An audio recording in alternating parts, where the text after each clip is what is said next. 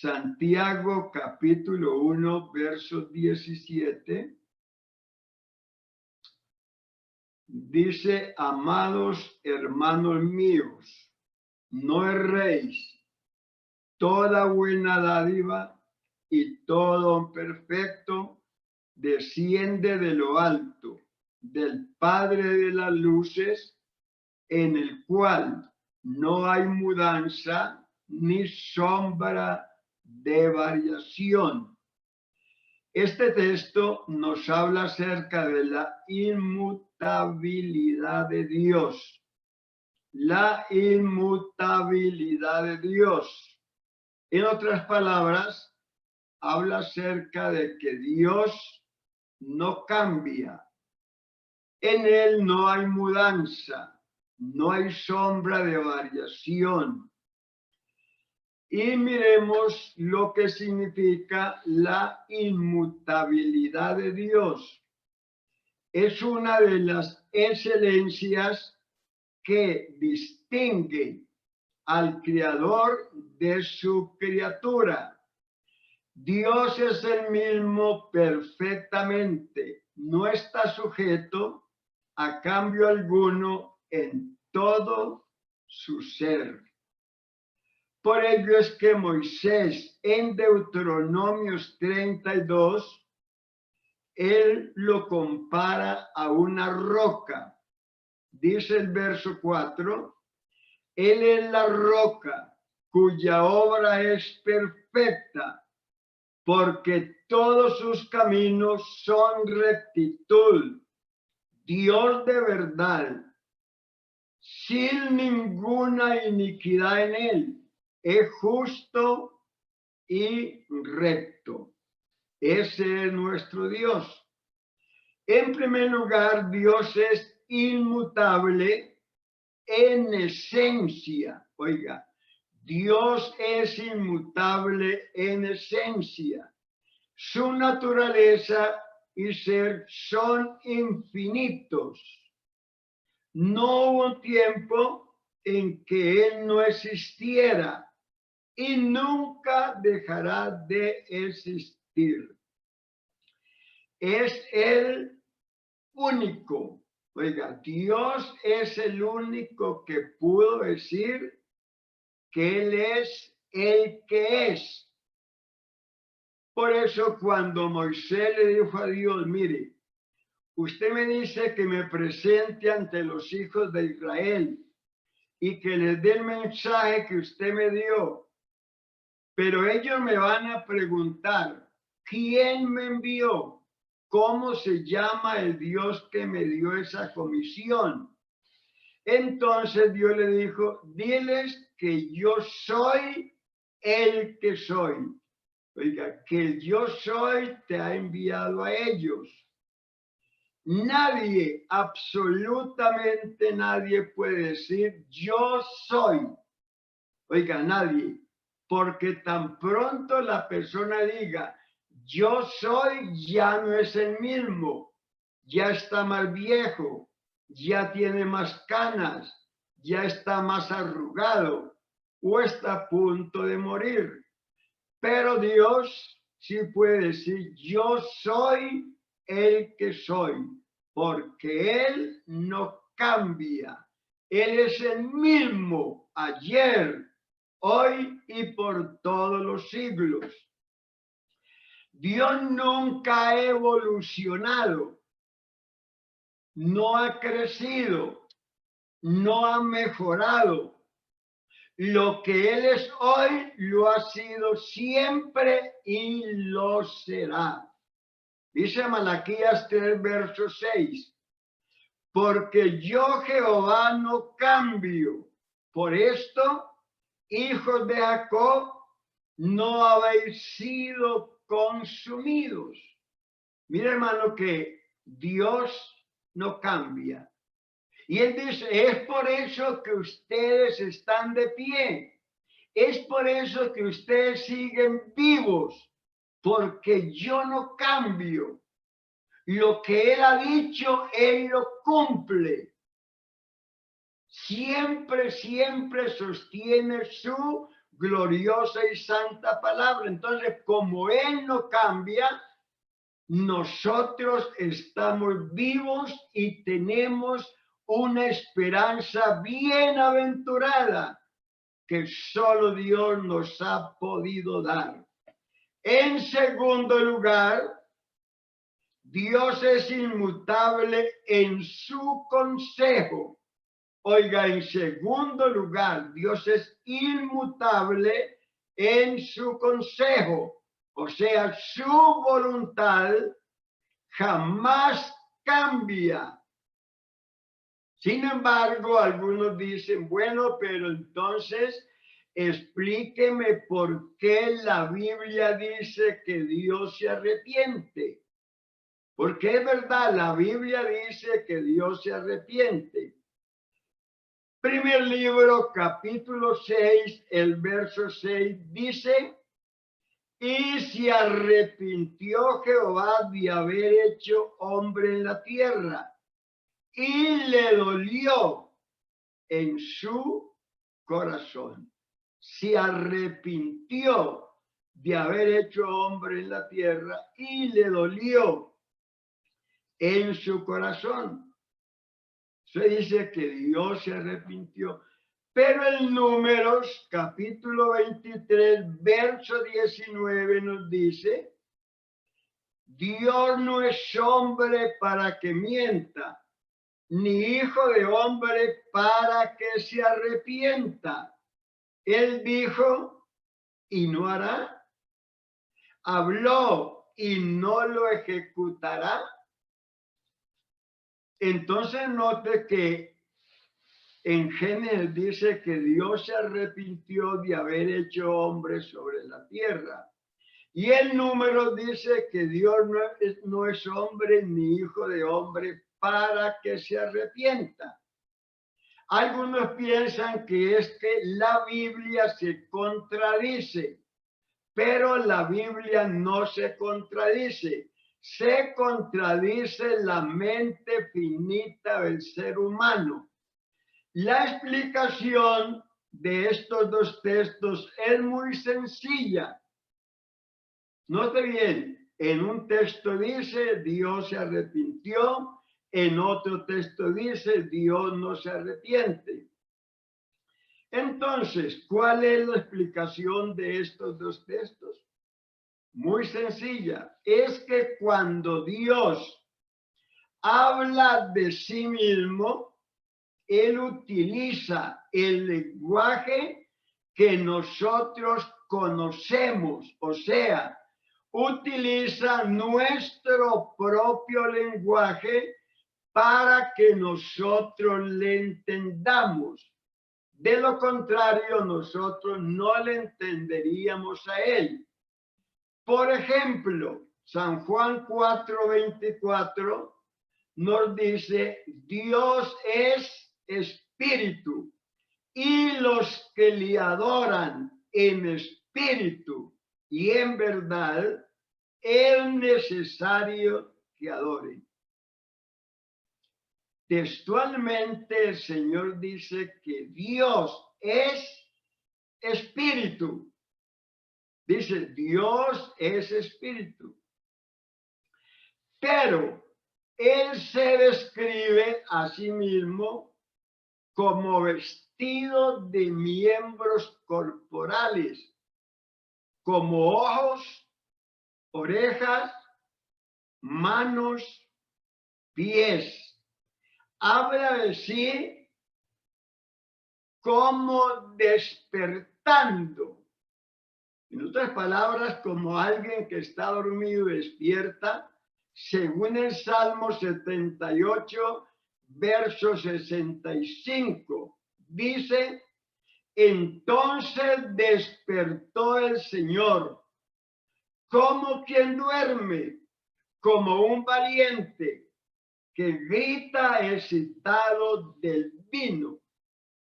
Aquí dice que el Señor despertó. Pero la Biblia dice en otra parte que Dios no duerme. Dice, he aquí, no se adormecerá, ni dormirá el que guarda a Israel. Entonces note que en un texto dice que él despertó, o sea que estaba dormido y alguien lo despertó. Pero el otro texto dice que Dios no duerme. He aquí, no se adormecerá ni dormirá el que guarda a Israel. Entonces, ¿cómo compaginamos estos dos textos? En uno dice que Dios despertó, o sea que Dios se durmió, y el otro dice que Dios no duerme. Pero ambos textos dicen la verdad. Si hablamos de Dios Espíritu, Dios Espíritu no duerme. Pero si hablamos de Dios en su manifestación en carne, sí duerme. Porque recuerde que Cristo iba dormido cuando se levantó la tempestad en el mar y los discípulos lo despertaron y reprendió la mar y fue hecha grande bonanza. Bendito el nombre del Señor Jesús.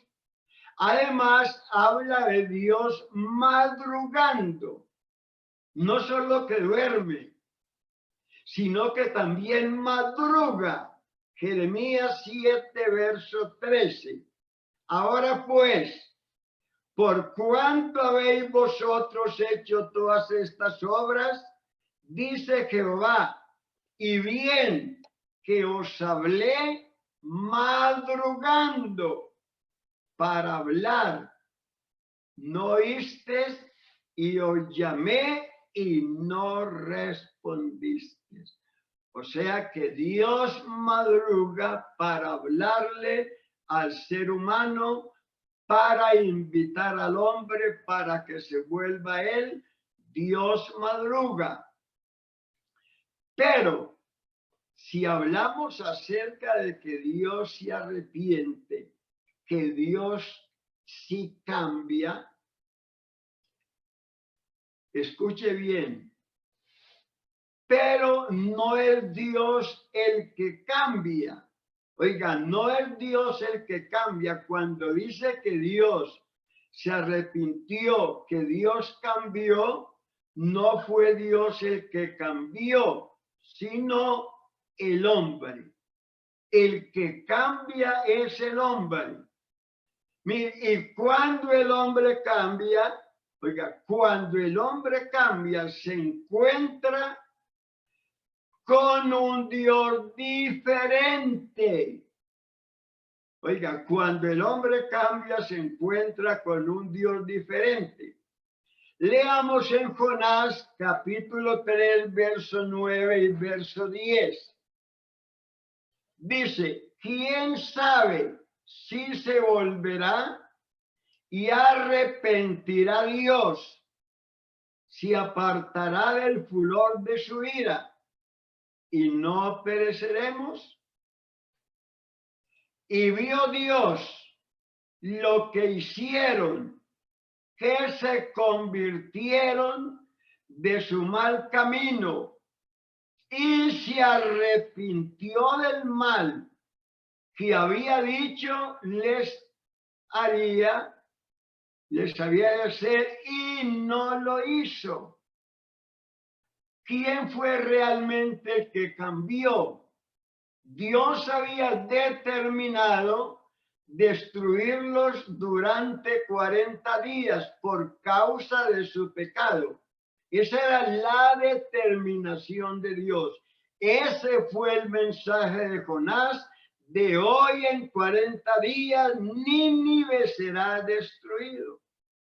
Cuando la nación, cuando el rey oyó el mensaje, ¿qué fue lo que hizo el rey? Inmediatamente mandó a la ciudad a que se convirtieran, se arrepintieran y que ayunaran, y hasta los animales los puso a ayunar. Toda la nación se arrepintió, cambió. Entonces, cuando ellos cambiaron, ya no vieron a un Dios que estaba airado con ellos, vieron a un Dios diferente, a un Dios que había prometido castigarlos, pero que ahora no los iba a castigar. ¿Quién fue el realmente que se arrepintió? Fue Nínive. Y cuando ellos se arrepintieron y miraron, ya no vieron a un Dios airado, vieron a un Dios de paz, a un Dios diferente. Bendito sea el nombre del Señor Jesús. Ahora, escuche bien, cuando Dios dice, oiga, cuando Dios dice, o cuando la Biblia dice que Dios se arrepintió, no quiere decir que lo hizo como nosotros lo hacemos. Cuando dice que Dios se arrepintió, no quiere decir que lo hace como nosotros lo hacemos, sino que quiere decir, en algunos casos, es que a Dios le dolió. Oiga, le dolió haber hecho lo que hizo. No que se arrepintió, le dolió. Y eso se puede probar con Génesis 6, verso 6. Lo vuelvo a leer. Y se arrepintió Jehová de haber hecho el hombre en la tierra y le dolió en su corazón. O sea que a Dios le dolió en su corazón haber hecho al hombre. Es lo mismo que dice Pablo en Efesios 4:30 cuando nos recomienda que no contristemos al Espíritu Santo de Dios. O sea que con nuestras malas acciones no hagamos que el Espíritu Santo se entristezca, porque nuestras malas acciones hacen que el espíritu sienta tristeza, porque lo que Dios quiere es que nosotros vivamos siempre para hacer la voluntad de nuestro Dios. Sea bendito el nombre del Señor Jesús. Los hombres somos mudables. Oiga, hermano, los hombres somos mudables continuamente. Estamos cambiando. Continuamente estamos cambiando. Hoy decimos una cosa y mañana decimos otra. Hoy somos fieles a Dios y mañana somos infieles. Hoy amamos y mañana odiamos. Somos de doble ánimo.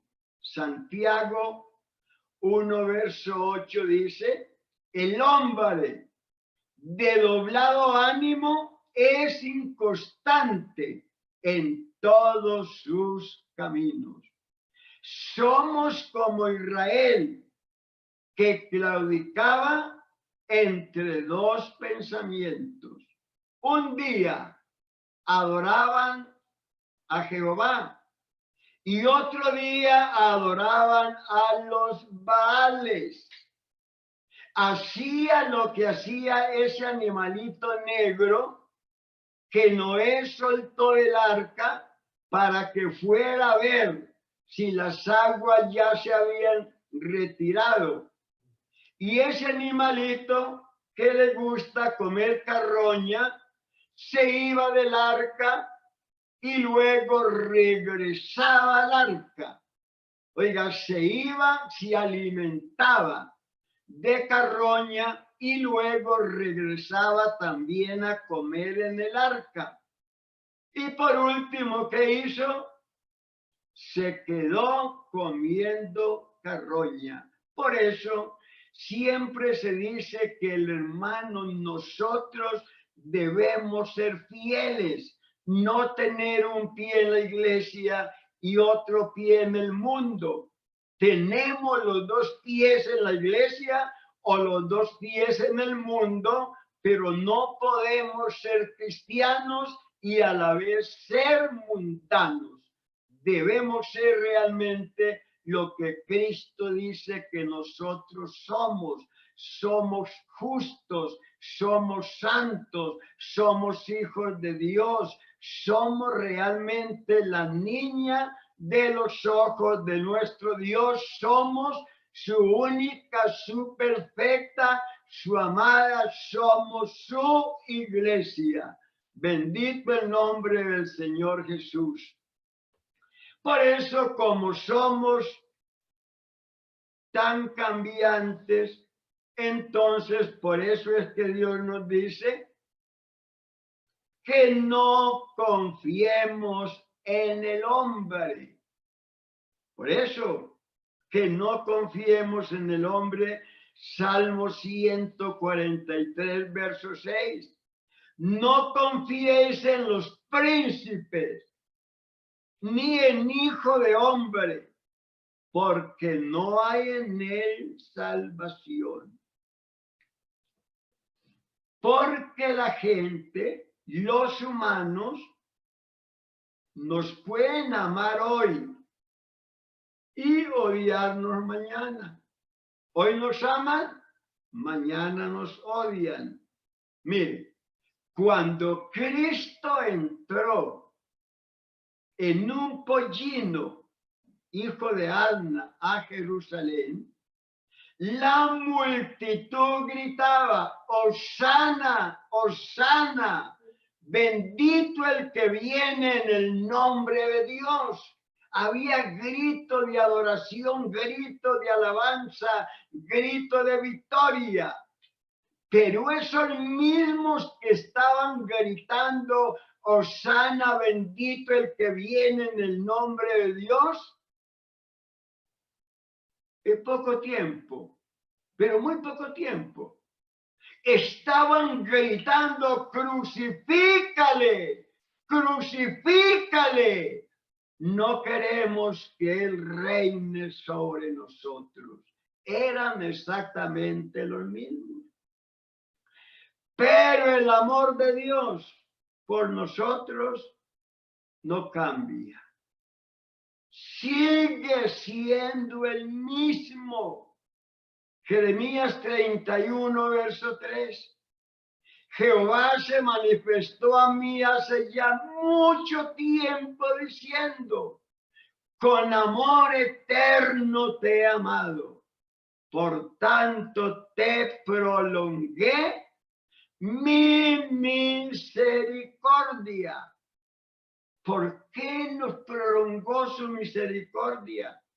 O como dice la otra versión, que dice la versión más antigua: te soporté con misericordia. Y nos dice cómo, oiga, nos ha soportado. Dice: con amor eterno te he amado, por eso te soporté con misericordia. Hermanos, nosotros ofendemos diariamente a nuestro Dios. Hermanos, nosotros ignoramos cuántas veces pecamos contra Dios en el día.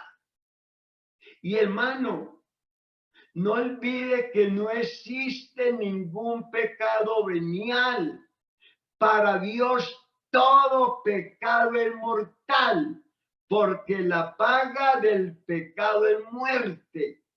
A pesar de nosotros ofenderle continuamente, faltar a sus promesas, estar siempre contra él muchas veces, el Señor nos sigue soportando. No nos ha destruido. ¿Por qué razón? porque Él nos ama con amor eterno. Sea bendito el nombre del Señor Jesús. Mi hermano, nosotros no debemos seguir el ejemplo de la iglesia de los Corintios. Si el Señor a nosotros nos ha soportado porque nos ama, es una gran lección que debemos de aprender nosotros, y así como Dios nos ha soportado, nosotros también debemos soportar. Oiga, debemos soportar, debemos perdonar las ofensas que nuestros hermanos nos hagan y no seguir el ejemplo de la iglesia de los Corintios. ¿Qué hacía la iglesia de los Corintios? Allí se ofendían, se maltrataban, se odiaban. Y cuando esto sucedía en la iglesia, ¿qué hacían los que eran ofendidos? Llevaban al ofensor ante los jueces paganos para que el juez pagano le solucionara el problema que ellos tenían. Entonces Pablo les escribe y les dice que eso que están haciendo es injusto y que es una falta, que la solución es que se soporten los unos a los otros y que no se demanden. Primera de Corintios 6, verso 7 dice: así que por cierto es ya una falta en vosotros que tengáis pleitos entre vosotros mismos. Y luego sigue la pregunta: ¿por qué no sufrir más bien el agravio? ¿Por qué no sufrir más bien el ser defraudados? Pero vosotros cometéis el agravio y defraudáis a esto a los hermanos. Los estaban defraudando a los hermanos. Y la solución no es que se demanden ante los jueces paganos, la solución es el perdón, que ustedes perdonen las ofensas de los hermanos. Como dice Colosenses 3, verso 13, soportándoos unos a otros y perdonándoos unos a otros, si alguno tuviere queja contra otro, de la manera que Cristo os perdonó, así también hacerlo vosotros. Qué hermoso ejemplo. Aquí se nos dice que el perdón tiene como base el perdón de Cristo. Es decir, que yo debo perdonar a mi hermano. ¿Por qué? Porque Cristo a mí me perdonó. No estamos viviendo la ley, no somos legalistas. Que el legalista tiene que perdonar para que Dios le perdone. Pero ahora en la gracia es todo lo contrario. Nosotros no perdonamos la ofensa de nuestro hermano para que Dios nos perdone. No, eso es ley. Nosotros realmente perdonamos a nuestros hermanos porque Cristo nos perdonó a nosotros. Esa es la gran verdad. Nuestro perdón tiene como base el perdón de Cristo. ¿Cuántas veces ofendimos al Señor y cuántas veces le seguimos ofendiendo? Y sin embargo, el Señor nos sigue perdonando. Porque, hermano, dice la primera carta de Juan: hijitos, estas cosas os escribo para que no pequéis. Hermano, Las cartas son escritas a la iglesia no como una licencia para pecar, sino para que no pequemos. Pero luego dice el apóstol, pero si alguno hubiere pecado, ¿qué hacemos con él? Lo echamos de la iglesia, lo sacamos de la iglesia. Dice Juan, abogado tenemos para con el Padre, a Jesucristo el justo. Él es la propiciación por nuestros pecados y no solamente por los nuestros, sino por los de todo el mundo. ¿Sabe qué estaba diciendo Juan? Que Jesucristo es ese propiciatorio. Oiga, que había en el lugar santísimo donde el sacerdote entraba con sangre ajena. Perdón. Él entraba allí con sangre ajena, rociaba ese propiciatorio que había estado brillando todo el año, porque esa cubierta era de oro, pero ese día de la expiación, ese propiciatorio quedaba cubierto de la sangre del Cordero, cubierto totalmente, ya no estaba brillando como antes. Pero recuerde que dentro de ese propiciatorio estaba el arca que tenía 3 muebles o 3 cosas que hablaban siempre de pecado. Estaba la vara de Aarón que reverdeció, estaba el maná, un vaso con el maná que habían recogido en el desierto, y estaban las 2 tablas de la ley que habían sido violadas por el pueblo. Y cuando Dios miraba esas cosas, entonces su ira se encendía contra el pueblo. Pero hermano, el gran día de la propiciación, esa cubierta de oro era cubierta de sangre. La mirada de Dios ya no veía lo que había dentro del arca, el maná, la vara de Aarón que reverdeció y la ley quebrantada que producía ira, sino que Dios miraba la sangre que estaba sobre el propiciatorio, y esa sangre desviaba la mirada de Dios de las cosas que hablaban de pecado, y entonces su ira se aplacaba, porque allí estaba el propiciatorio rociado con sangre ajena. Pero Cristo es el propiciatorio rociado con su propia sangre y no con sangre ajena.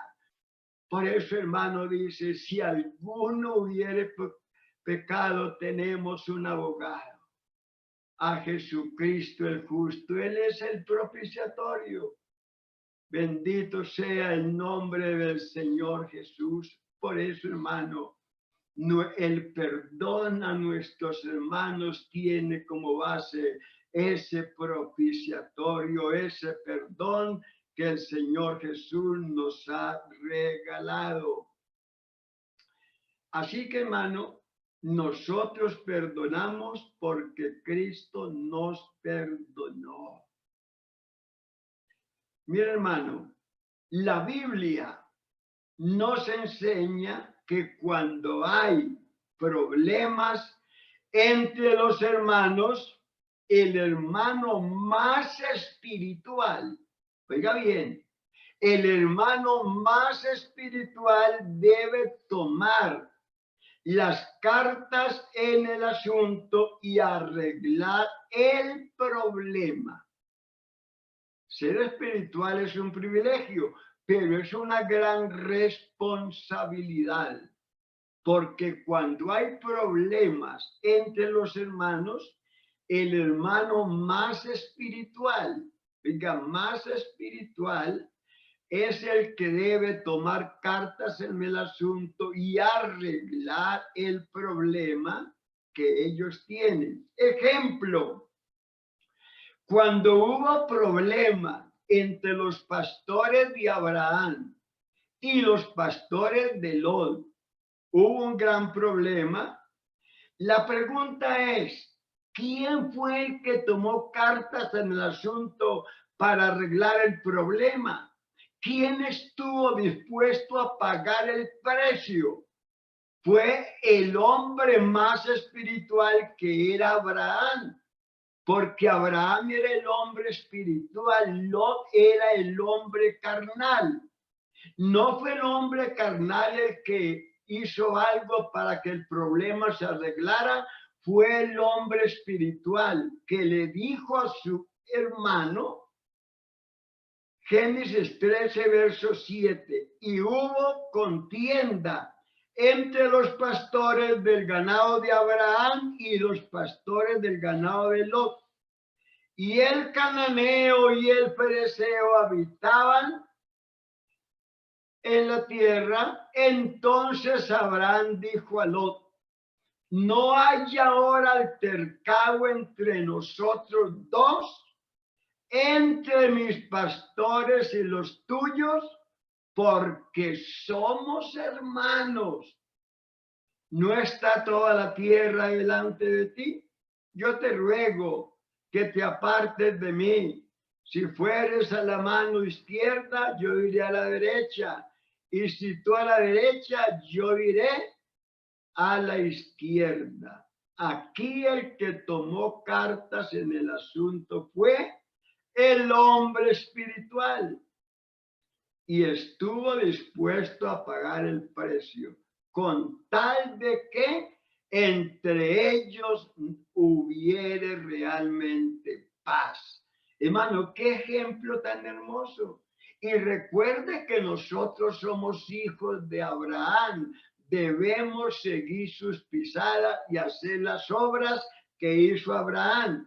Y para terminar, mire lo que dice Gálatas 6, verso 1.